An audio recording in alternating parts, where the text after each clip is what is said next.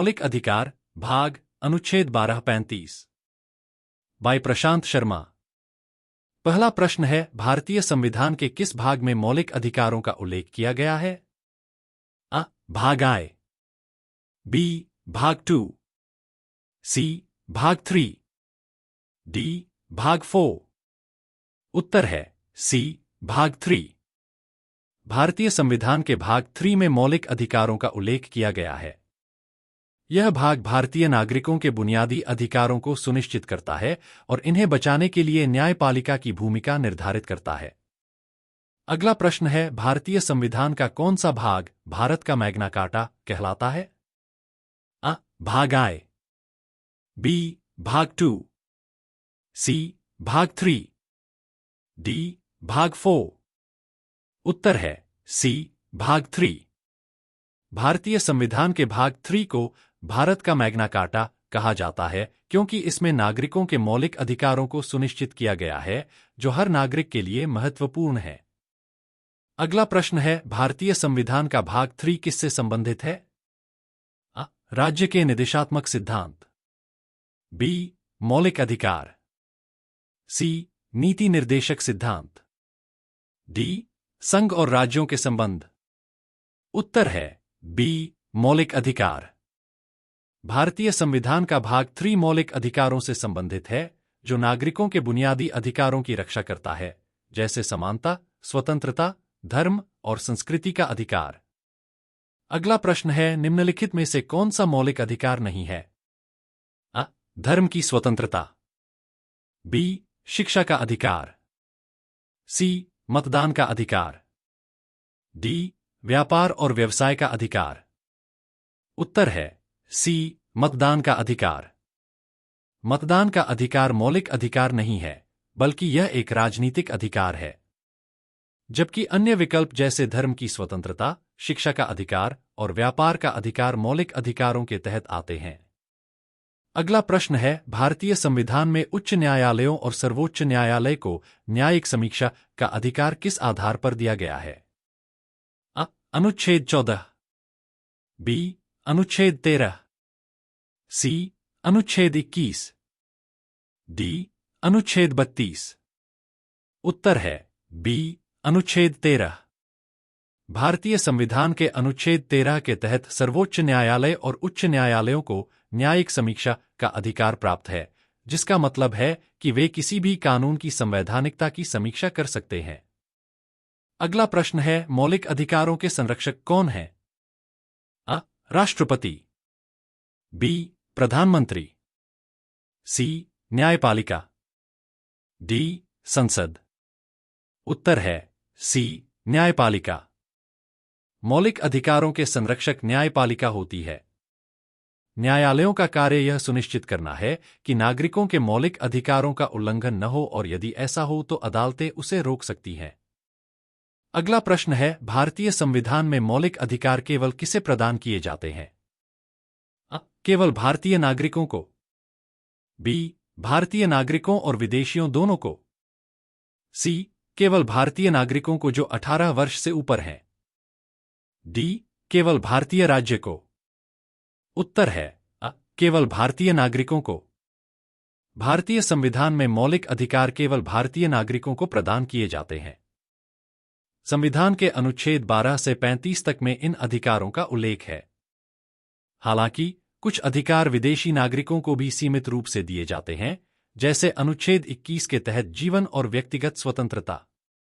अगला प्रश्न है, मौलिक अधिकार विदेशी नागरिकों को उपलब्ध नहीं होते, उनमें से कौन सा निम्नलिखित है? अ. समानता का अधिकार, बी. स्वतंत्रता का अधिकार, सी. व्यापार और व्यवसाय का अधिकार, डी. अनुच्छेद 21 के तहत अधिकार। उत्तर है सी. व्यापार और व्यवसाय का अधिकार। व्यापार और व्यवसाय का अधिकार अनुच्छेद 19 केवल भारतीय नागरिकों को दिया गया है, न कि विदेशी नागरिकों को। यह अधिकार नागरिकों को भारत में स्वतंत्र रूप से व्यापार करने की अनुमति देता है, जबकि विदेशी नागरिकों पर यह प्रतिबंधित है। अन्य मौलिक अधिकार विदेशी नागरिकों को कुछ शर्तों के तहत मिलते हैं। अगला प्रश्न है, भारत में ब्रिटिश नागरिक को कौन सा अधिकार प्राप्त नहीं होगा? धर्म की स्वतंत्रता। बी, समानता का अधिकार। सी, व्यापार और व्यवसाय का अधिकार। डी, सांस्कृतिक अधिकार। उत्तर है सी, व्यापार और व्यवसाय का अधिकार। भारत में ब्रिटिश नागरिक को व्यापार और व्यवसाय का अधिकार अनुच्छेद 19 प्राप्त नहीं होगा। यह अधिकार केवल भारतीय नागरिकों को दिया गया है, जो उन्हें भारत में स्वतंत्र रूप से व्यापार करने की अनुमति देता है। अन्य अधिकार, जैसे धर्म की स्वतंत्रता और समानता का अधिकार, ब्रिटिश नागरिकों को मिलते हैं। अगला प्रश्न है, निम्नलिखित में से कौन सा अधिकार न्यायालय द्वारा लागू किया जा सकता है? अ, अधिकारों का अधिकार। बी, मौलिक अधिकार। सी, न्यायिक अधिकार। डी, सांस्कृतिक अधिकार। उत्तर है बी, मौलिक अधिकार। मौलिक अधिकार न्यायालय द्वारा लागू किए जा सकते हैं। भारतीय संविधान के अनुच्छेद 32 और 226 के तहत यदि कोई व्यक्ति अपने मौलिक अधिकारों का उल्लंघन महसूस करता है, तो वह उच्च न्यायालय या सर्वोच्च न्यायालय में रिट याचिका दाखिल कर सकता है। न्यायालय इन अधिकारों को सुनिश्चित करता है। अगला प्रश्न है, भारतीय संविधान के किस भाग में मौलिक अधिकार दिए गए हैं? अ, भाग आई। बी, भाग 2। सी, भाग 3। डी, भाग 4। उत्तर है सी, भाग 3। भारतीय संविधान के भाग 3 में मौलिक अधिकार दिए गए हैं। इस भाग में अनुच्छेद 12 से 35 तक मौलिक अधिकारों का विस्तार से वर्णन किया गया है, जो भारतीय नागरिकों को अधिकारों की सुरक्षा और समानता प्रदान करते हैं। इनमें स्वतंत्रता, समानता और सांस्कृतिक अधिकार शामिल हैं। अगला प्रश्न है, भारतीय संविधान में कुछ मौलिक अधिकार सशस्त्र बलों को उपलब्ध नहीं होते, यह निर्णय किसके द्वारा लिया जाता है? अ, राष्ट्रपति। बी, संसद। सी, प्रधानमंत्री। डी, उच्च न्यायालय। उत्तर है बी, संसद। भारतीय संविधान में कुछ मौलिक अधिकार सशस्त्र बलों को उपलब्ध नहीं होते, यह निर्णय संसद द्वारा लिया जाता है। संसद विशेष कानून बना सकती है, जिसके तहत सशस्त्र बलों और अन्य बलों के सदस्यों पर कुछ मौलिक अधिकारों की प्रतिबंधन या छूट लागू की जा सकती है। अगला प्रश्न है, भारतीय संविधान में मौलिक अधिकारों का स्थान क्या है? अ, अनुच्छेद 21 में। बी, संविधान के मूल भाग में।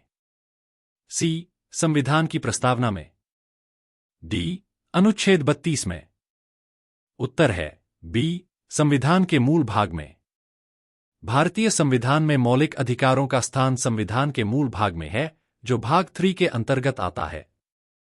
ये अधिकार संविधान के अनुच्छेद 12 से 35 तक वर्णित हैं। ये नागरिकों को बुनियादी अधिकारों की सुरक्षा प्रदान करते हैं और न्यायालय द्वारा लागू किए जा सकते हैं। अगला प्रश्न है, भारतीय संविधान में मौलिक अधिकारों के संरक्षक कौन हैं? अ, न्यायपालिका। बी, राष्ट्रपति। सी, राज्य सरकारें। डी, संसद। उत्तर है अ, न्यायपालिका। भारतीय संविधान में मौलिक अधिकारों के संरक्षक न्यायपालिका हैं। उच्च न्यायालय और सर्वोच्च न्यायालय विशेष रूप से अनुच्छेद 32 के तहत नागरिकों के मौलिक अधिकारों की रक्षा करते हैं। यदि इन अधिकारों का उल्लंघन होता है, तो न्यायालय नागरिकों को राहत देने के लिए रिट जारी कर सकता है। अगला प्रश्न है, भारतीय संविधान के भाग 3 से प्रेरित होकर भारत ने मौलिक अधिकारों को जोड़ा। यह किस देश से प्रेरित है?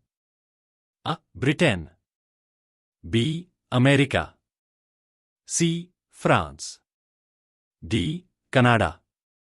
उत्तर है बी, अमेरिका। भारतीय संविधान के भाग 3 से प्रेरित होकर भारत ने मौलिक अधिकारों को जोड़ा, जो अमेरिका के संविधान से प्रेरित है। अमेरिका का संविधान 18वीं शताब्दी में मौलिक अधिकारों का संरक्षण करता है।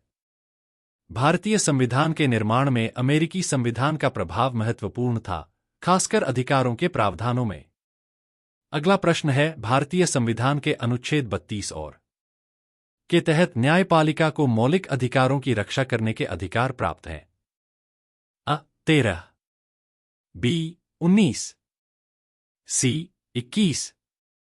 डी, 25। उत्तर है अ, 13।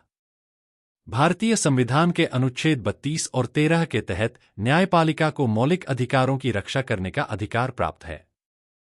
अनुच्छेद 32 में नागरिकों को सर्वोच्च न्यायालय में रिट याचिका दायर करने का अधिकार है, जबकि अनुच्छेद 13 संविधान के अंतर्गत अवैध कानूनों के खिलाफ न्यायालय की भूमिका को परिभाषित करता है। अगला प्रश्न है, मौलिक अधिकारों की सुरक्षा और गारंटी किसके द्वारा की जाती है? अ. राष्ट्रपति, बी. प्रधानमंत्री, सी. संविधान, डी. राज्य सरकार। उत्तर है सी. संविधान। मौलिक अधिकारों की सुरक्षा और गारंटी भारतीय संविधान द्वारा की जाती है। संविधान के भाग 3 में मौलिक अधिकारों का वर्णन किया गया है और न्यायपालिका, विशेष रूप से उच्च न्यायालय और सर्वोच्च न्यायालय, इन अधिकारों की रक्षा करने के लिए सुनिश्चित करती है ताकि नागरिकों को उनका पूरा लाभ मिल सके। अगला प्रश्न है, समानता का अधिकार भारतीय संविधान के किस अनुच्छेद में प्रदान किया गया है? अ. अनुच्छेद 12, बी. अनुच्छेद 14, सी. अनुच्छेद 15, डी. अनुच्छेद 18। उत्तर है बी. अनुच्छेद 14। भारतीय संविधान का अनुच्छेद 14 समानता का अधिकार प्रदान करता है, जिसके तहत सभी नागरिकों को कानून के समक्ष समानता और कानून का समान संरक्षण मिलता है। अगला प्रश्न है, भारतीय संविधान के किस अनुच्छेद में यह कहा गया है कि राज्य किसी व्यक्ति को कानून के समक्ष समानता और समान संरक्षण देने से मना नहीं करेगा? अ. अनुच्छेद 12, बी. अनुच्छेद 14, सी. अनुच्छेद 15, डी. अनुच्छेद 19। उत्तर है बी. अनुच्छेद 14। अनुच्छेद 14 के तहत यह कहा गया है कि राज्य किसी व्यक्ति को कानून के समक्ष समानता या कानून के समान संरक्षण देने से मना नहीं करेगा। यह अनुच्छेद सभी नागरिकों के लिए समानता की गारंटी देता है। अगला प्रश्न है, कानून के समक्ष समानता का क्या तात्पर्य है?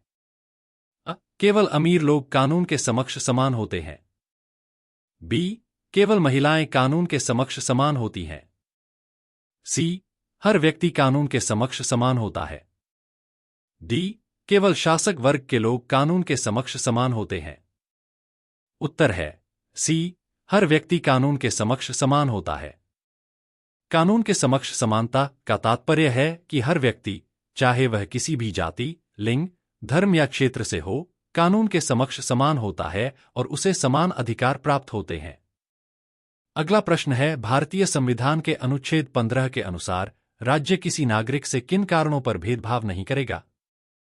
अ. आय, बी.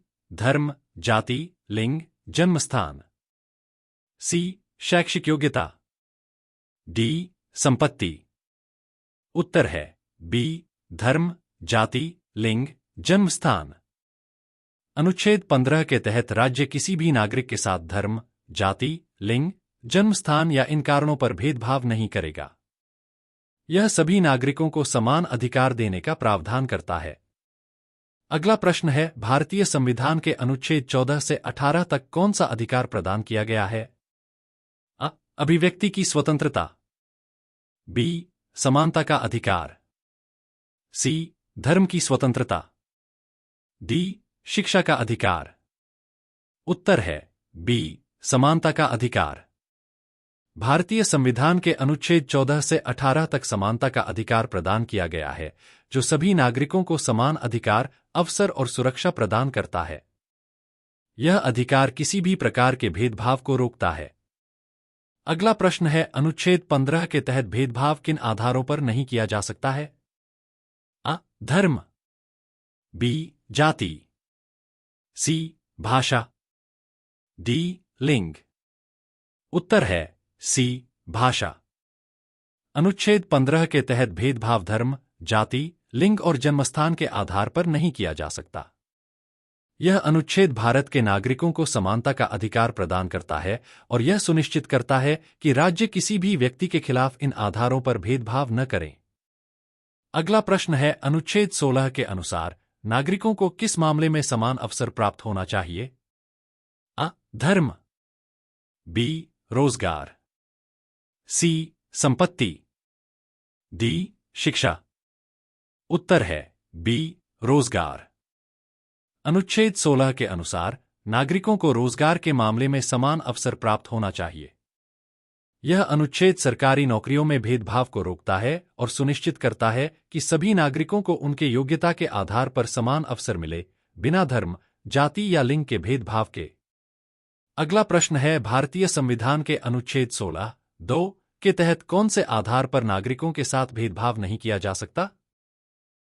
आय, बी जाति, सी रंग, डी लिंग। उत्तर है बी जाति। भारतीय संविधान के अनुच्छेद 16(2) के तहत नागरिकों के साथ जाति के आधार पर भेदभाव नहीं किया जा सकता। यह अनुच्छेद सरकारी सेवाओं में जाति के आधार पर भेदभाव को निषेध करता है और सुनिश्चित करता है कि सभी नागरिकों को समान अवसर प्राप्त हो, चाहे उनकी जाति कोई भी हो। अगला प्रश्न है, भारतीय संविधान के कौन से प्रावधान केंद्र सरकार को कमजोर वर्गों के लिए सार्वजनिक रोजगार और शैक्षिक संस्थानों में आरक्षण देने का अधिकार प्रदान करते हैं? अनुच्छेद 14, बी अनुच्छेद 15, सी अनुच्छेद 16, डी अनुच्छेद 17। उत्तर है सी अनुच्छेद 16। भारतीय संविधान के अनुच्छेद 16 के तहत केंद्र सरकार को कमजोर वर्गों के लिए सार्वजनिक रोजगार और शैक्षिक संस्थानों में आरक्षण देने का अधिकार प्राप्त है। यह अनुच्छेद समान अवसर का प्रावधान करता है, लेकिन विशेष मामलों में सामाजिक और शैक्षिक रूप से पिछड़े वर्गों के लिए आरक्षण की अनुमति देता है। अगला प्रश्न है, विकस कृष्णराव गवली बनाम राज्य सरकार महाराष्ट्र मामले में सुप्रीम कोर्ट ने यह टिप्पणी की थी कि ओबीसी आरक्षण 50% से अधिक नहीं हो सकता है। यह मामला कब आया था? 2019, बी 2020, सी 2021, डी 2022। उत्तर है सी 2021। विकस कृष्णराव गवली बनाम राज्य सरकार महाराष्ट्र मामले में सुप्रीम कोर्ट ने 2021 में यह टिप्पणी की थी कि ओबीसी आरक्षण 50% से अधिक नहीं हो सकता। यह निर्णय राज्य के शैक्षिक संस्थानों और सरकारी नौकरियों में ओबीसी आरक्षण से संबंधित था, जिसमें सीमा तय की गई थी। अगला प्रश्न है, सुप्रीम कोर्ट के निर्णय में क्रीमी लेयर शब्द किस संदर्भ में उपयोग किया गया था? सामाजिक और शैक्षिक दृष्टि से पिछड़े वर्गों से जो आर्थिक रूप से संपन्न है, बी पिछड़े वर्गों से जो शैक्षिक दृष्टि से सक्षम है, सी उच्च जातियों से जो निर्धन है, डी कोई भी नहीं। उत्तर है सामाजिक और शैक्षिक दृष्टि से पिछड़े वर्गों से जो आर्थिक रूप से संपन्न है। सुप्रीम कोर्ट के निर्णय में क्रीमी लेयर शब्द का उपयोग सामाजिक और शैक्षिक दृष्टि से पिछड़े वर्गों से उन लोगों के संदर्भ में किया गया है जो आर्थिक रूप से संपन्न है। इसका उद्देश्य यह सुनिश्चित करना है कि केवल आर्थिक रूप से कमजोर पिछड़े वर्गों को आरक्षण का लाभ मिले, न कि संपन्न वर्ग को। अगला प्रश्न है, भारतीय संविधान के किस अनुच्छेद में अस्पृश्यता का उन्मूलन किया गया है? अनुच्छेद 15, बी अनुच्छेद 16, सी अनुच्छेद 17, डी अनुच्छेद 18। उत्तर है सी अनुच्छेद 17। भारतीय संविधान के अनुच्छेद 17 में अस्पृश्यता का उन्मूलन किया गया है। इस अनुच्छेद के तहत किसी भी व्यक्ति को अछूत मानने और उससे भेदभाव करने की प्रथा को समाप्त कर दिया गया है और इसे अवैध और दंडनीय अपराध घोषित किया गया है। अगला प्रश्न है, धर्म, जाति, लिंग और जन्मस्थान के आधार पर भेदभाव से सुरक्षा केवल किसे उपलब्ध है? विदेशी नागरिकों को, बी भारतीय नागरिकों को ही, सी सभी निवासियों को, डी केवल महिलाओं को। उत्तर है बी भारतीय नागरिकों को ही। भारतीय संविधान के अनुच्छेद 15 के तहत धर्म, जाति, लिंग और जन्मस्थान के आधार पर भेदभाव से सुरक्षा केवल भारतीय नागरिकों को ही उपलब्ध है। यह अनुच्छेद भारत में सभी नागरिकों को समानता का अधिकार प्रदान करता है और भेदभाव को निषेध करता है। अगला प्रश्न है, समानता का अधिकार में कितने अधिकार दिए गए हैं? 3, बी 5, सी 7, डी 9। उत्तर है बी 5। समानता का अधिकार अनुच्छेद 14 से 18 में 5 अधिकार दिए गए हैं। ये अधिकार हैं: एक, कानून के समक्ष समानता, अनुच्छेद 14। दो, भेदभाव से सुरक्षा, अनुच्छेद 15। तीन, समान अवसर का अधिकार, अनुच्छेद 16। चार, धर्म, जाति और लिंग के आधार पर भेदभाव की निषेधता, अनुच्छेद 17। पांच, सार्वजनिक स्थानों पर समानता, अनुच्छेद 18। अगला प्रश्न है, भारतीय संविधान के किस अनुच्छेद में धर्म, जाति, लिंग और जन्म स्थान के आधार पर भेदभाव से सुरक्षा प्रदान की गई है? अनुच्छेद 14। बी, अनुच्छेद 15। सी, अनुच्छेद 17। डी, अनुच्छेद 16। उत्तर है बी, अनुच्छेद 15। भारतीय संविधान के अनुच्छेद 15 में धर्म, जाति, लिंग और जन्म स्थान के आधार पर भेदभाव से सुरक्षा प्रदान की गई है। यह अनुच्छेद यह सुनिश्चित करता है कि राज्य किसी भी नागरिक के खिलाफ इन आधारों पर भेदभाव नहीं करेगा और सभी को समान अवसर प्रदान करेगा। अगला प्रश्न है, भारतीय संविधान में खतरनाक कामों जैसे फैक्ट्रियों और खदानों में बच्चों को काम करने से किस अनुच्छेद के तहत रोका गया है? अनुच्छेद 14। बी, अनुच्छेद 15। सी, अनुच्छेद 17। डी, अनुच्छेद 24। उत्तर है डी, अनुच्छेद 24। भारतीय संविधान के अनुच्छेद 24 के तहत खतरनाक कामों जैसे फैक्ट्रियों और खदानों में बच्चों को काम करने से रोका गया है। यह अनुच्छेद बच्चों के शारीरिक और मानसिक विकास की सुरक्षा करता है और सुनिश्चित करता है कि वे किसी भी शोषण से मुक्त रहें। अगला प्रश्न है, भारतीय संविधान के किस अनुच्छेद में किसी भी जाति से संबंधित उम्मीदवार को सार्वजनिक रोजगार के अवसरों के लिए आवेदन करने का अधिकार दिया गया है? अनुच्छेद 15, 2। बी, अनुच्छेद 16, 2। सी, अनुच्छेद 17, 2। डी, अनुच्छेद 18, 2। उत्तर है बी, अनुच्छेद 16, 2। भारतीय संविधान के अनुच्छेद 16, 2 में किसी भी जाति से संबंधित उम्मीदवार को सार्वजनिक रोजगार के अवसरों के लिए आवेदन करने का अधिकार दिया गया है। यह अनुच्छेद यह सुनिश्चित करता है कि किसी भी नागरिक को जाति, धर्म या लिंग के आधार पर भेदभाव का शिकार नहीं होना चाहिए। अगला प्रश्न है, केंद्रीय सरकार की नौकरियों में आर्थिक रूप से कमजोर वर्गों ईडब्ल्यूएस के तहत 10% आरक्षण उन व्यक्तियों को मिलता है जिनके परिवार की आय निम्नलिखित में से कितनी है? 5 लाख। बी, 8 लाख। सी, 6 लाख। डी, 10 लाख। उत्तर है बी, 8 लाख। केंद्रीय सरकार की नौकरियों में आर्थिक रूप से कमजोर वर्गों ईडब्ल्यूएस के तहत 10% आरक्षण उन व्यक्तियों को मिलता है जिनके परिवार की वार्षिक आय 8 लाख रुपए से कम है। यह आरक्षण उन लोगों के लिए है जो आर्थिक दृष्टि से पिछड़े हैं लेकिन अन्य वर्गों से नहीं आते। अगला प्रश्न है, भारत का पहला पिछड़ा वर्ग आयोग किसने नेतृत्व किया था? बाबू Jagjivan Ram. B, Kaka Kalelkar. C, S C Dharmadhikari. D, BR Ambedkar. उत्तर है बी, काका कालेलकर। भारत का पहला पिछड़ा वर्ग आयोग काका कालेलकर द्वारा नेतृत्व किया गया था। इस आयोग का गठन 1953 में हुआ था और इसका उद्देश्य पिछड़ी जातियों की सामाजिक और आर्थिक स्थिति का अध्ययन कर उनके कल्याण के लिए सिफारिशें करना था। इसे कालेलकर आयोग भी कहा जाता है। अगला प्रश्न है, जनवरी 2019 में कौन सा भारतीय राज्य आर्थिक रूप से कमजोर वर्गों के लिए 10% आरक्षण लागू करने वाला पहला राज्य बना था? महाराष्ट्र। बी, गुजरात। सी, उत्तर प्रदेश। डी, राजस्थान। उत्तर है बी, गुजरात।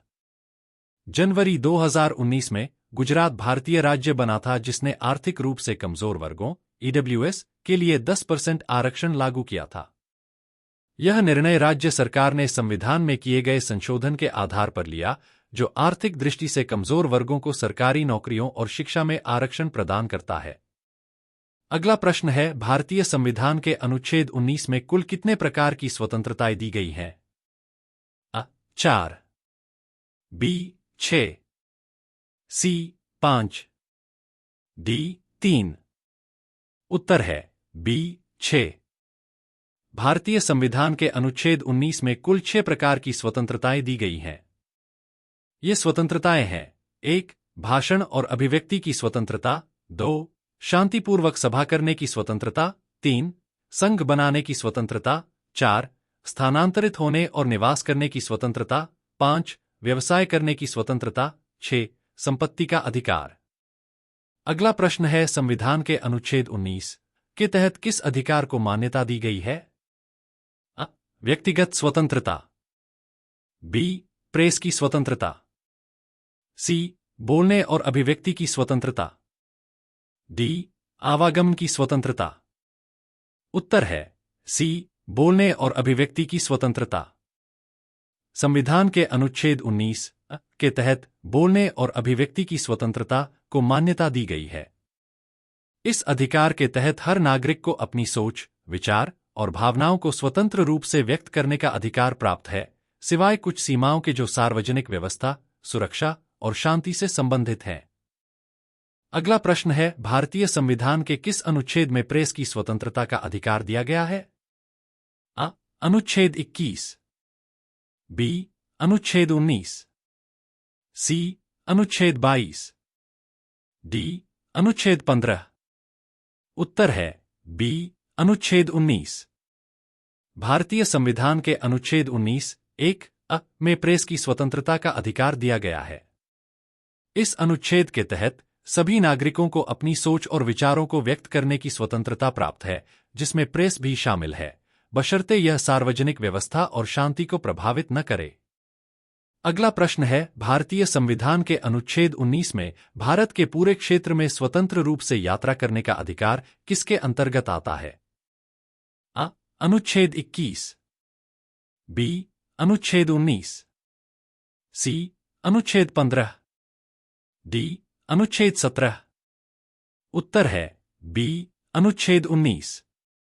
भारतीय संविधान के अनुच्छेद 19(1)(d) के तहत भारत के पूरे क्षेत्र में स्वतंत्र रूप से यात्रा करने का अधिकार दिया गया है। इस अधिकार के तहत सभी भारतीय नागरिकों को देश के किसी भी हिस्से में बिना किसी बाधा के यात्रा करने और निवास करने की स्वतंत्रता प्राप्त है।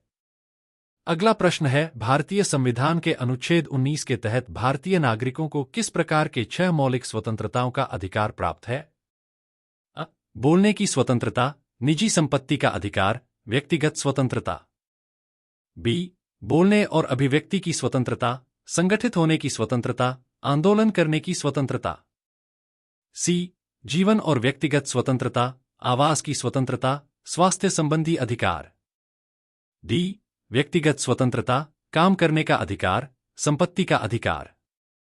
उत्तर है बी. बोलने और अभिव्यक्ति की स्वतंत्रता, संगठित होने की स्वतंत्रता, आंदोलन करने की स्वतंत्रता। भारतीय संविधान के अनुच्छेद 19 के तहत भारतीय नागरिकों को 6 मौलिक स्वतंत्रताओं का अधिकार प्राप्त है। ये स्वतंत्रताएं हैं: 1. बोलने और अभिव्यक्ति की स्वतंत्रता। 2. शांतिपूर्वक सभा करने की स्वतंत्रता। 3. संघ बनाने की स्वतंत्रता। 4. आवागमन की स्वतंत्रता। 5. व्यवसाय करने की स्वतंत्रता। 6. स्थानांतरित होने की स्वतंत्रता। अगला प्रश्न है, भारतीय संविधान के अनुच्छेद 19 के तहत इंटरनेट तक पहुंच को कौन सा अधिकार माना गया है? अ. अधिकार 21। बी. अधिकार 19। सी. अधिकार 22। डी. अधिकार 23। उत्तर है बी. अधिकार 19। भारतीय संविधान के अनुच्छेद 19 के तहत इंटरनेट तक पहुंच को बोलने और अभिव्यक्ति की स्वतंत्रता का हिस्सा माना गया है। 2017 में भारतीय सर्वोच्च न्यायालय ने इसे संविधान के तहत अभिव्यक्ति की स्वतंत्रता का हिस्सा मानते हुए इंटरनेट का उपयोग भी एक मौलिक अधिकार घोषित किया। अगला प्रश्न है, भारतीय संविधान के अनुसार जीवन का अधिकार क्या है? अ. मौलिक अधिकार। बी. नागरिक अधिकार। सी. कानूनी अधिकार। डी. कोई अधिकार नहीं। उत्तर है अ. मौलिक अधिकार। भारतीय संविधान के अनुसार जीवन का अधिकार मौलिक अधिकार है। यह अधिकार अनुच्छेद 21 में निहित है, जो कहता है कि किसी भी व्यक्ति को जीवन और व्यक्तिगत स्वतंत्रता से वंचित नहीं किया जा सकता, सिवाय कानून के द्वारा निर्धारित प्रक्रिया के, यह अधिकार किसी भी व्यक्ति के जीवन की सुरक्षा सुनिश्चित करता है। अगला प्रश्न है, जीवन और व्यक्तिगत स्वतंत्रता के अधिकार को किस स्थिति में निलंबित नहीं किया जा सकता है? अ. आपातकाल में। बी. युद्धकाल में। सी. किसी भी परिस्थिति में नहीं। डी. राष्ट्रीय सुरक्षा के मामलों में। उत्तर है सी.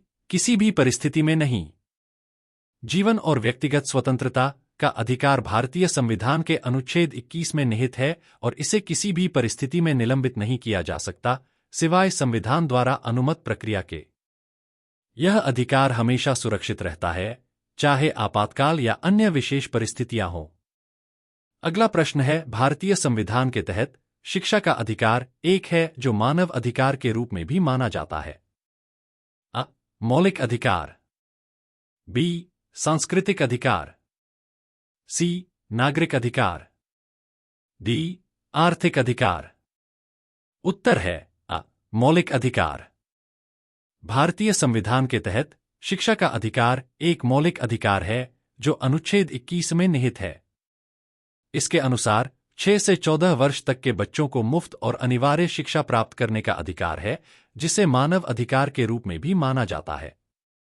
अगला प्रश्न है, निवारक निरोध का क्या मतलब है? अ. किसी व्यक्ति को जमानत देने से रोकना। बी. किसी व्यक्ति को बिना मुकदमा चलाए हिरासत में रखना। सी. किसी व्यक्ति की संपत्ति को जब्त करना। डी. किसी व्यक्ति की आवाज को दबाना। उत्तर है बी. किसी व्यक्ति को बिना मुकदमा चलाए हिरासत में रखना। निवारक निरोध का मतलब है किसी व्यक्ति को बिना मुकदमा चलाए हिरासत में रखना। यह प्रक्रिया विशेष रूप से उन व्यक्तियों के लिए लागू की जाती है जिनके बारे में संदेह होता है कि वे समाज के लिए खतरा उत्पन्न कर सकते हैं, लेकिन उनके खिलाफ पर्याप्त प्रमाण नहीं होते। अगला प्रश्न है, भारतीय संविधान का कौन सा अनुच्छेद अपराधों के लिए सजा की प्रक्रिया के संबंध में सुरक्षा प्रदान करता है? अ. अनुच्छेद 21। बी. अनुच्छेद 20। सी. अनुच्छेद 19। डी. अनुच्छेद 22। उत्तर है बी. अनुच्छेद 20। अनुच्छेद 20 संविधान के तहत नागरिकों को अपराधों के लिए सजा में सुरक्षा प्रदान करता है। इसमें दो मुख्य सुरक्षा हैं। कोई भी व्यक्ति अपनी पिछली अपराधों के लिए दोबारा सजा नहीं पा सकता और उसे बिना प्रक्रिया के सजा नहीं दी जा सकती। अगला प्रश्न है, जीवन और स्वतंत्रता की सुरक्षा भारतीय संविधान के किस अनुच्छेद के अंतर्गत आती है? अ. अनुच्छेद 19। बी. अनुच्छेद 21। सी.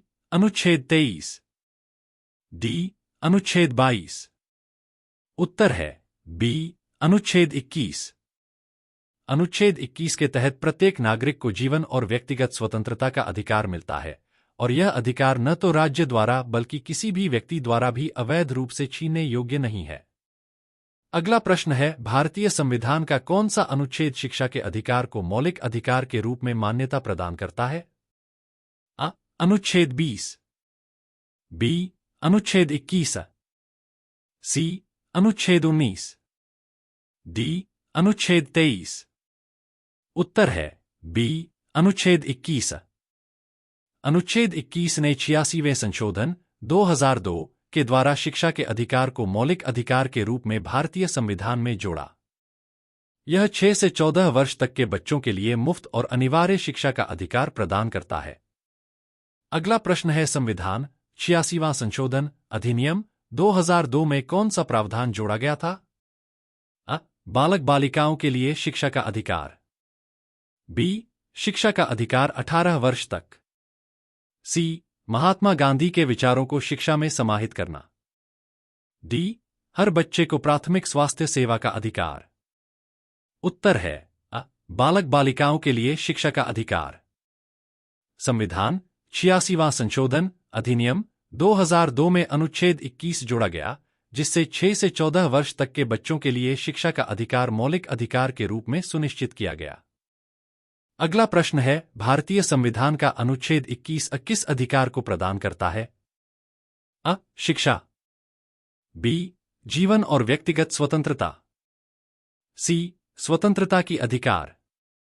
डी. समानता का अधिकार। उत्तर है अ. शिक्षा। भारतीय संविधान का अनुच्छेद 21 शिक्षा का अधिकार प्रदान करता है। इसके तहत 6 से 14 वर्ष तक के बच्चों को मुफ्त और अनिवार्य शिक्षा प्राप्त करने का अधिकार दिया गया है। यह अधिकार 2002 में संविधान में जोड़ा गया और मौलिक अधिकार के रूप में स्वीकार किया गया। अगला प्रश्न है, भारतीय संविधान के किस अनुच्छेद में किसी व्यक्ति को अपनी पसंद के कानूनी सलाहकार से परामर्श करने का अधिकार दिया गया है? अ. अनुच्छेद 19। बी. अनुच्छेद 21। सी. अनुच्छेद 22। डी. अनुच्छेद 23। उत्तर है सी. अनुच्छेद 22। भारतीय संविधान के अनुच्छेद 22 में किसी व्यक्ति को अपनी पसंद के कानूनी सलाहकार से परामर्श करने का अधिकार दिया गया है। यह अनुच्छेद किसी भी व्यक्ति की गिरफ्तारी, हिरासत और व्यक्तिगत स्वतंत्रता से संबंधित अधिकारों की सुरक्षा करता है और कानूनी सलाह लेने का अधिकार सुनिश्चित करता है।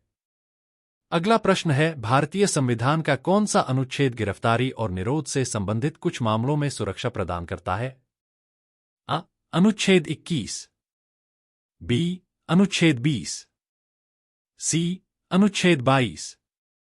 डी. अनुच्छेद 23। उत्तर है सी. अनुच्छेद 22। भारतीय संविधान का अनुच्छेद 22 गिरफ्तारी और निरोध से संबंधित कुछ मामलों में सुरक्षा प्रदान करता है।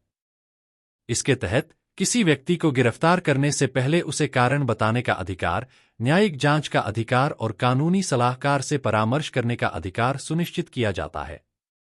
अगला प्रश्न है, निम्नलिखित में से कौन सा मौलिक अधिकार आपातकाल घोषित होने पर भी निलंबित नहीं किया जा सकता है?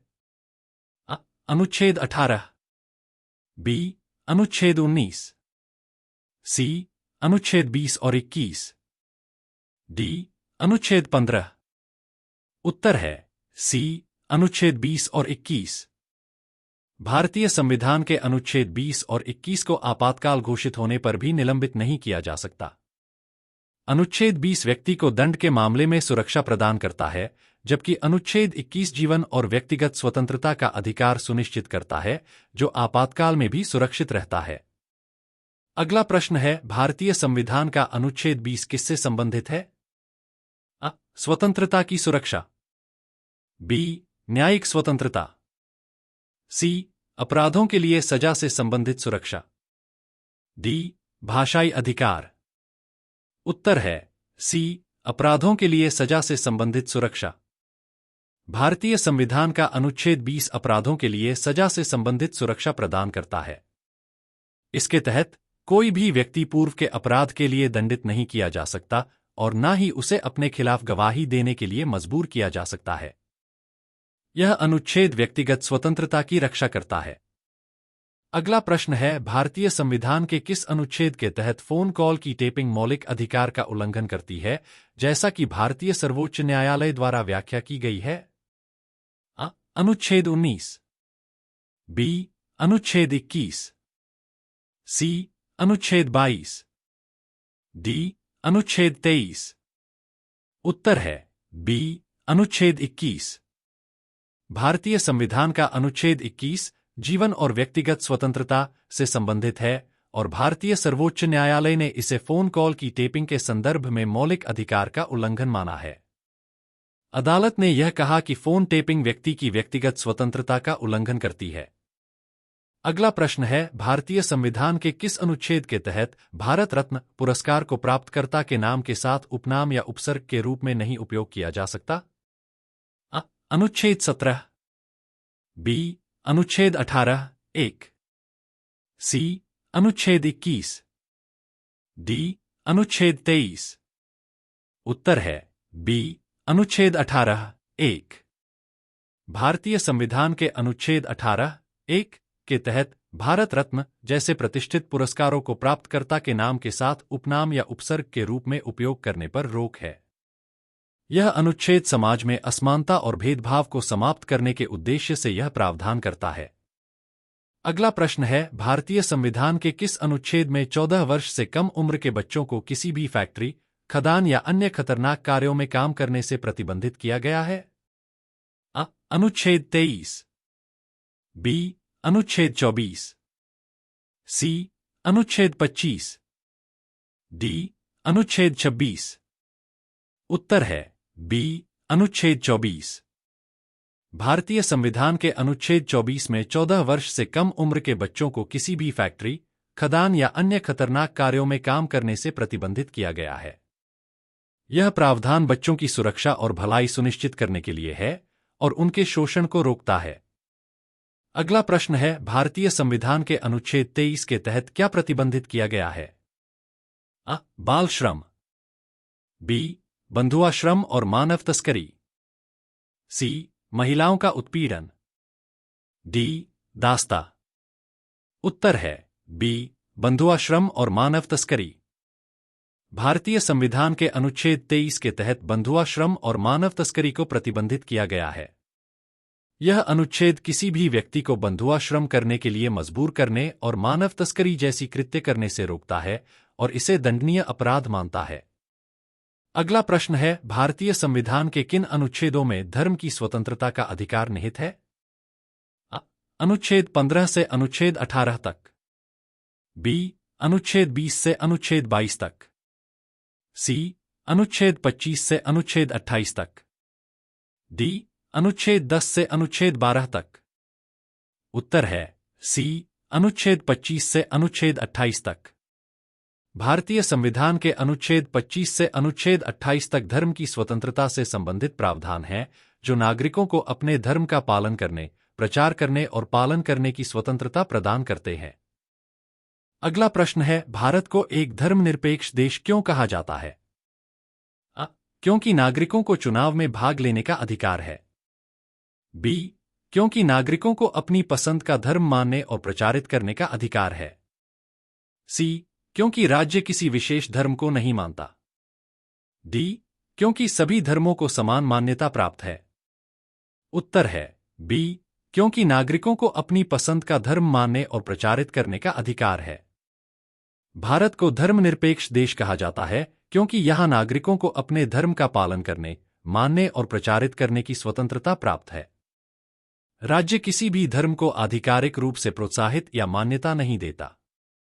अगला प्रश्न है, भारत में धर्म की स्वतंत्रता से संबंधित निम्नलिखित में से कौन सा कथन सही नहीं है? नागरिकों को अपने धर्म का पालन करने का अधिकार है, बी. नागरिकों को धर्म परिवर्तन करने की स्वतंत्रता है, सी. नागरिकों को जबरदस्ती धर्मांतरण करने का अधिकार है, डी. राज्य को किसी विशेष धर्म को मान्यता देने का अधिकार नहीं है। उत्तर है सी. नागरिकों को जबरदस्ती धर्मांतरण करने का अधिकार है। भारतीय संविधान में धर्म की स्वतंत्रता दी गई है, लेकिन किसी को जबरदस्ती धर्मांतरण करने का अधिकार नहीं है। धर्मांतरण स्वतंत्र रूप से और बिना दबाव के होना चाहिए। अगला प्रश्न है, भारतीय संविधान के किस अनुच्छेद में यह प्रावधान है कि कोई भी नागरिक केवल धर्म, जाति, भाषा या नस्ल के आधार पर राज्य द्वारा बनाए गए या राज्य को वित्तीय सहायता प्राप्त शैक्षिक संस्थानों में प्रवेश से वंचित नहीं किया जाएगा? अनुच्छेद 29 2, बी. अनुच्छेद 30 1, सी. अनुच्छेद 25 1, डी. अनुच्छेद 28 1। उत्तर है अनुच्छेद 29 2। अनुच्छेद 29 2 के तहत यह सुनिश्चित किया गया है कि कोई नागरिक केवल धर्म, जाति, भाषा या नस्ल के आधार पर राज्य द्वारा बनाए गए या राज्य की वित्तीय सहायता प्राप्त शैक्षिक संस्थानों में प्रवेश से वंचित नहीं किया जा सकता। अगला प्रश्न है, प्रत्येक व्यक्ति को उस समुदाय के प्रति कर्तव्यों का पालन करना चाहिए जिसमें ही उसके व्यक्तित्व का स्वतंत्र और पूर्ण विकास संभव है। यह कथन मानव अधिकारों की सार्वभौमिक घोषणा के अनुच्छेद 29 1 के समान है। यह किससे संबंधित है? मौलिक अधिकार, बी. मौलिक कर्तव्य, सी. समाजवाद, डी. समानता। उत्तर है बी. मौलिक कर्तव्य। यह कथन मानव अधिकारों की सार्वभौमिक घोषणा के अनुच्छेद 29 1 से मिलता जुलता है, जो समुदाय के प्रति कर्तव्यों को महत्व देता है।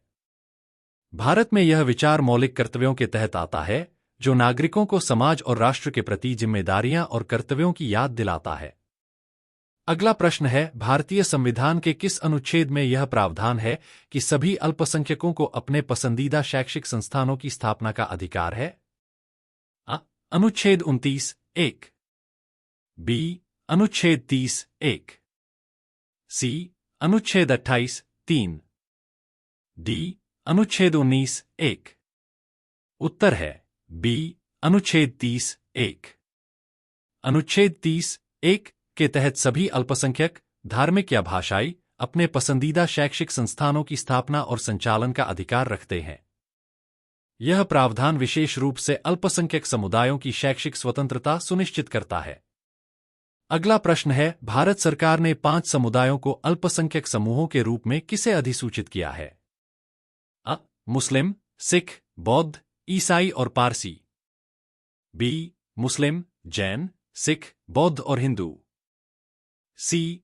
ईसाई, पारसी, जैन, हिंदू और बौद्ध। डी. ईसाई, सिख, मुस्लिम, जैन और पारसी। उत्तर है अ. मुस्लिम, सिख, बौद्ध, ईसाई और पारसी। भारत सरकार ने मुस्लिम, सिख, बौद्ध, ईसाई और पारसी को अल्पसंख्यक समूहों के रूप में अधिसूचित किया है। यह अधिसूचना अल्पसंख्यक समुदायों के लिए विशिष्ट अधिकारों और संरक्षण की सुविधा प्रदान करती है। अगला प्रश्न है, राष्ट्रीय अल्पसंख्यक आयोग को कानूनी दर्जा कब प्रदान किया गया था? अ. 1993। बी. 1986। सी. 2000। डी. 1985। उत्तर है अ. 1993। राष्ट्रीय अल्पसंख्यक आयोग को 1993 में कानूनी दर्जा दिया गया था। इस आयोग का उद्देश्य अल्पसंख्यक समुदायों के अधिकारों की रक्षा करना और उनके कल्याण के लिए योजनाएं बनाना है। अगला प्रश्न है, भारतीय संविधान में किस प्रकार के अल्पसंख्यकों को मान्यता और संरक्षण प्रदान किया गया है? अ. केवल धार्मिक अल्पसंख्यक। बी. केवल भाषाई अल्पसंख्यक।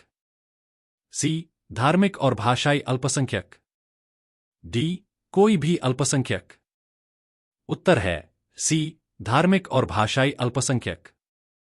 भारतीय संविधान धार्मिक और भाषाई अल्पसंख्यकों को मान्यता और संरक्षण प्रदान करता है। यह सुनिश्चित करता है कि अल्पसंख्यक समुदायों को अपने धार्मिक और सांस्कृतिक अधिकारों का पालन करने का अवसर मिले। अगला प्रश्न है, भारतीय संविधान में अल्पसंख्यक शब्द को किस आधार पर परिभाषित किया गया है? अ. अल्पसंख्यक के पास धार्मिक स्वतंत्रता होनी चाहिए। बी. उस समुदाय की जनसंख्या का अनुपात कुल जनसंख्या के मुकाबले कम होना चाहिए। सी. अल्पसंख्यक को अपनी शिक्षा और संस्कृति के लिए अलग से अधिकार दिया गया हो। डी. अल्पसंख्यक केवल तब माना जाएगा जब वह संविधान द्वारा मान्यता प्राप्त हो। उत्तर है बी. उस समुदाय की जनसंख्या का अनुपात कुल जनसंख्या के मुकाबले कम होना चाहिए। भारतीय संविधान में अल्पसंख्यक शब्द को इस आधार पर परिभाषित किया गया है कि उस समुदाय की जनसंख्या का अनुपात कुल जनसंख्या के मुकाबले कम होना चाहिए। संविधान के अनुच्छेद 29 और 30 के तहत अल्पसंख्यकों को अपनी संस्कृति, भाषा और शिक्षा का संरक्षण प्राप्त है। अगला प्रश्न है, भारतीय संविधान के किस अनुच्छेद में यह प्रावधान है कि सभी अल्पसंख्यकों को अपने पसंदीदा शैक्षिक संस्थान स्थापित करने और संचालित करने का अधिकार है? अ. अनुच्छेद 30। बी. अनुच्छेद 29। सी. अनुच्छेद 25। डी. अनुच्छेद 27। उत्तर है अनुच्छेद 30। अनुच्छेद 30 के तहत अल्पसंख्यकों को अपने पसंदीदा शैक्षिक संस्थान स्थापित करने और उनका संचालन करने का अधिकार है। यह उन्हें अपने धार्मिक या सांस्कृतिक पहचान को बनाए रखने के लिए एक मजबूत आधार प्रदान करता है। अगला प्रश्न है, भारतीय संविधान के किस अनुच्छेद में यह प्रावधान है कि कोई व्यक्ति अपनी संपत्ति से केवल कानून के द्वारा वंचित किया जा सकता है? अ. अनुच्छेद 31(1). बी. अनुच्छेद 32। सी. अनुच्छेद 21। डी. अनुच्छेद 20। उत्तर है अ. अनुच्छेद 31(1). भारतीय संविधान के अनुच्छेद 31(1) में यह प्रावधान है कि कोई व्यक्ति अपनी संपत्ति से केवल कानून द्वारा वंचित किया जा सकता है। इसका मतलब है कि किसी भी व्यक्ति की संपत्ति को जब्त करने या उससे वंचित करने के लिए एक कानूनी प्रक्रिया का पालन करना आवश्यक है। अगला प्रश्न है, किस संवैधानिक संशोधन द्वारा संपत्ति के अधिकार को मौलिक अधिकारों की सूची से हटा दिया गया? अ. 44वां संविधान संशोधन। बी. 42वां संविधान संशोधन, सी 44वां संविधान संशोधन, डी 52वां संविधान संशोधन। उत्तर है अ 44वां संविधान संशोधन। संपत्ति के अधिकार को मौलिक अधिकारों की सूची से हटाने वाला संविधान संशोधन 44वां संविधान संशोधन था, जो 1978 में हुआ। इसके तहत अनुच्छेद 31 को संशोधित किया गया और संपत्ति का अधिकार अब केवल कानूनी अधिकार के रूप में परिवर्तित हो गया, न कि मौलिक अधिकार। अगला प्रश्न है, संपत्ति के अधिकार को मौलिक अधिकारों की सूची से कब हटा दिया गया था? अ 1978, बी 1982, सी 1986, डी 1990। उत्तर है अ 1978। संपत्ति के अधिकार को मौलिक अधिकारों की सूची से 1978 में हटा दिया गया था, जब 44वें संविधान संशोधन अधिनियम को लागू किया गया। इस संशोधन के तहत संपत्ति का अधिकार अब केवल कानूनी अधिकार बन गया, न कि मौलिक अधिकार जैसा पहले था। अगला प्रश्न है, किस प्रधानमंत्री के तहत संपत्ति के अधिकार को मौलिक अधिकारों से हटा दिया गया था? अ इंदिरा गांधी, बी मोरारजी देसाई, सी जवाहरलाल नेहरू, डी अटल बिहारी वाजपेयी। उत्तर है बी मोरारजी देसाई। संपत्ति के अधिकार को मौलिक अधिकारों से 44वें संविधान संशोधन 1978 के तहत हटा दिया गया था, जब मोरारजी देसाई प्रधानमंत्री थे। इस संशोधन के द्वारा संपत्ति के अधिकार को कानूनी अधिकार में परिवर्तित किया गया और इसे मौलिक अधिकारों की सूची से हटा दिया गया। अगला प्रश्न है, भारतीय संविधान के किस अनुच्छेद के तहत संपत्ति का अधिकार अब कानूनी अधिकार के रूप में माना जाता है?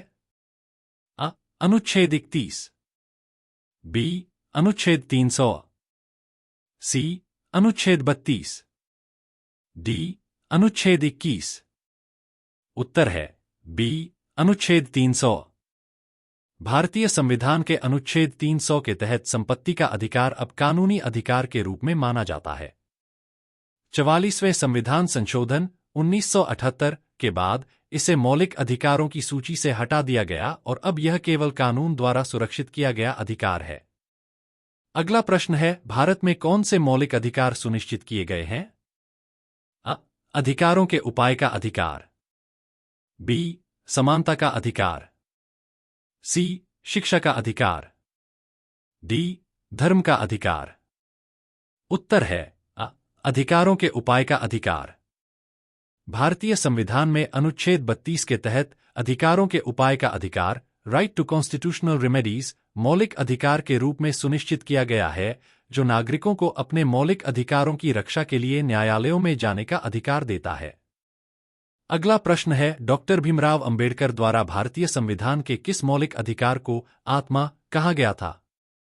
अ समानता का अधिकार, बी धर्म का अधिकार, सी अधिकारों के उपाय का अधिकार, डी शिक्षा का अधिकार। उत्तर है सी अधिकारों के उपाय का अधिकार। डॉक्टर भीमराव अंबेडकर ने भारतीय संविधान के अधिकारों के उपाय का अधिकार को आत्मा कहा था। उनका मानना था कि यदि नागरिकों को अपनी मौलिक अधिकारों का उल्लंघन होने पर न्याय प्राप्त करने का अधिकार नहीं होगा, तो संविधान का कोई भी अन्य अधिकार प्रभावी नहीं हो सकता। अगला प्रश्न है, डॉक्टर भीमराव अंबेडकर द्वारा भारतीय संविधान के किस मौलिक अधिकार को हृदय और आत्मा कहा गया था? अ समानता का अधिकार, बी शिक्षा का अधिकार, सी अधिकारों के उपाय का अधिकार, डी स्वतंत्रता का अधिकार। उत्तर है सी अधिकारों के उपाय का अधिकार। डॉक्टर भीमराव अंबेडकर ने भारतीय संविधान के अनुच्छेद 32 को हृदय और आत्मा कहा था। यह अनुच्छेद नागरिकों को अपने मौलिक अधिकारों के उल्लंघन पर सर्वोच्च न्यायालय में न्याय प्राप्त करने का अधिकार देता है और इसे संविधान के संरक्षण का मुख्य उपाय माना जाता है। अगला प्रश्न है, भारत के सर्वोच्च न्यायालय द्वारा कितने प्रकार के रिट जारी किए जा सकते हैं? 3 प्रकार, बी 4 प्रकार, सी 5 प्रकार, डी 6 प्रकार। उत्तर है सी 5 प्रकार। भारत के सर्वोच्च न्यायालय द्वारा 5 प्रकार के रिट जारी किए जा सकते हैं: habeas corpus, mandamus, probation, quo warranto और सर्टियोरी। ये रिट नागरिकों के मौलिक अधिकारों की सुरक्षा के लिए उपयोगी होते हैं और न्यायिक प्रणाली की संरचना को सुदृढ़ करते हैं। अगला प्रश्न है, कौन सा आदेश न्यायालय द्वारा मौलिक अधिकारों को लागू करने के लिए जारी किया जाता है? अ. आदेश। बी. रिट। सी. घोषणा पत्र। डी. पंक्ति आदेश। उत्तर है बी. रिट। न्यायालय द्वारा मौलिक अधिकारों को लागू करने के लिए रिट जारी किया जाता है। रिट 5 प्रकार के होते हैं: habeas corpus, mandamus, probation, quo warranto और सर्टियोरी। ये रिट नागरिकों के अधिकारों की रक्षा के लिए न्यायिक आदेश के रूप में काम करते हैं। अगला प्रश्न है, कौन सा रिट व्यक्तिगत स्वतंत्रता के अधिकार की गारंटी देता है? अ. Mandamus. B. Habeas corpus. C. Prohibition. D. Quo warranto. उत्तर है B. Habeas corpus. Habeas corpus writ व्यक्तिगत स्वतंत्रता के अधिकार की गारंटी देता है। यह रिट किसी व्यक्ति को अवैध हिरासत से मुक्त करने के लिए जारी किया जाता है। अगर किसी व्यक्ति को गैरकानूनी तरीके से गिरफ्तार किया गया हो, तो वह इस रिट के जरिए अपनी स्वतंत्रता की रक्षा कर सकता है। अगला प्रश्न है, किसी व्यक्ति के निरुद्ध होने या लापता होने के संदेह में कौन सा रिट न्यायालय से मांगा जाता है? अ. Mandamus. B. Habeas corpus. C. Quo warranto. D. Certiorari. उत्तर है B. Habeas corpus. Habeas corpus writ किसी व्यक्ति के निरुद्ध होने या लापता होने के संदेह में न्यायालय से मांगा जाता है। यह रिट अवैध हिरासत के खिलाफ होता है और इसका उद्देश्य यह सुनिश्चित करना है कि व्यक्ति को कानूनी तरीके से गिरफ्तार किया गया हो, न कि अवैध रूप से। अगला प्रश्न है, यदि किसी व्यक्ति को बिना कारण बताए अवैध रूप से हिरासत में लिया गया हो, तो भारतीय सर्वोच्च न्यायालय किस प्रकार का रिट जारी कर सकता है? अ. Quo warranto. B. Habeas corpus. C. Certiorari. D. Mandamus. उत्तर है बी. Habeas corpus. जब किसी व्यक्ति को बिना कारण बताए अवैध रूप से हिरासत में लिया जाता है, तो भारतीय सर्वोच्च न्यायालय हेबियस कॉर्पस रिट जारी कर सकता है। यह रिट न्यायालय को आदेश देता है कि व्यक्ति को तुरंत न्यायालय में पेश किया जाए, ताकि उसकी हिरासत की वैधता पर विचार किया जा सके। अगला प्रश्न है, सर्वोच्च न्यायालय या उच्च न्यायालय द्वारा मौलिक अधिकारों के प्रवर्तन के लिए जारी किया गया आदेश क्या कहलाता है? अ. Prohibition. B. Mandamus. C. Quo warranto. D. Habeas corpus. उत्तर है बी. मांडमस। मांडमस एक प्रकार का रिट होता है जिसे उच्च न्यायालय या सर्वोच्च न्यायालय द्वारा किसी सरकारी अधिकारी या संस्था को निर्देश देने के लिए जारी किया जाता है, ताकि वे अपनी विधिक जिम्मेदारी निभाएं। यह मौलिक अधिकारों के प्रवर्तन में सहायक होता है। अगला प्रश्न है, किस रिट को एक अनधिकृत व्यक्ति के खिलाफ जारी किया जाता है? अ. Quo warranto. B. Habeas corpus. C. Mandamus. D. Prohibition. उत्तर है अ. क्यूवारंटो। क्यूवारंटो रिट तब जारी किया जाता है जब कोई व्यक्ति किसी अधिकार या पद पर कार्य कर रहा हो, लेकिन उसके पास उसे कार्य करने का वैध अधिकार न हो। यह रिट उसे अपने अधिकार को साबित करने के लिए कहता है। अगला प्रश्न है, सर्वोच्च न्यायालय या उच्च न्यायालय द्वारा किस प्रकार का रिट जारी किया जा सकता है ताकि किसी कार्य को करने का आदेश दिया जा सके जिसे वह व्यक्ति नहीं कर रहा है? अ. Quo warranto. B. Mandamus. C. Habeas corpus. D. Prohibition. उत्तर है बी. मांडमस। मांडमस रिट तब जारी किया जाता है जब किसी व्यक्ति या सार्वजनिक अधिकारी से कोई कार्य करने की उम्मीद होती है, लेकिन वह उस कार्य को पूरा नहीं कर रहा है। यह रिट उस व्यक्ति को आदेश देता है कि वह अपने कर्तव्यों का पालन करे। अगला प्रश्न है, मांडमस रिट का क्या अर्थ है? अ. हम आदेश करते हैं। बी. हम सलाह देते हैं। सी. हम अनुमति देते हैं। डी. हम निंदा करते हैं। उत्तर है अ. हम आदेश करते हैं। मांडमस रिट का अर्थ है हम आदेश करते हैं। यह रिट अदालत द्वारा जारी की जाती है जब कोई सरकारी अधिकारी या संस्था अपने कर्तव्यों का पालन नहीं करती और अदालत उसे वह कर्तव्य निभाने का आदेश देती है। अगला प्रश्न है, किस रिट के द्वारा एक सार्वजनिक अधिकारी को उस कार्य के लिए प्रस्तुत किया जाता है जिसे वह आधिकारिक रूप से करने के लिए अधिकृत नहीं है? अ. Habeas corpus, B. Mandamus, C. Quo warranto, D. Prohibition. उत्तर है सी. क्यूवारंटो।